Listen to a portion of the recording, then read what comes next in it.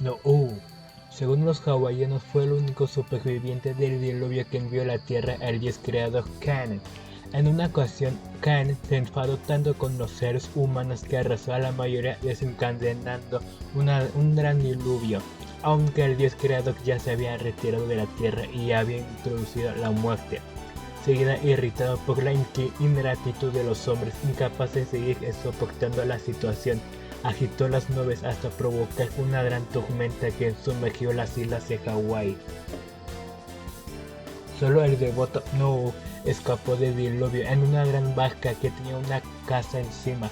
Noah vio tierra seca en la cumbre de una montaña y sacrificó comida y bebida en honor de los cielos. Entonces Cain descendió en el arco iris y se disculpó con el buen hombre.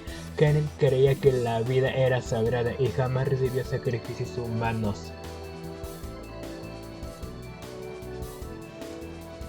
Noah fue un hombre que construyó un arca con la que escapó de un gran diluvio. Los misioneros que llegaron a Hawái en el 1800 lo consideran análogo al Noé de la Biblia.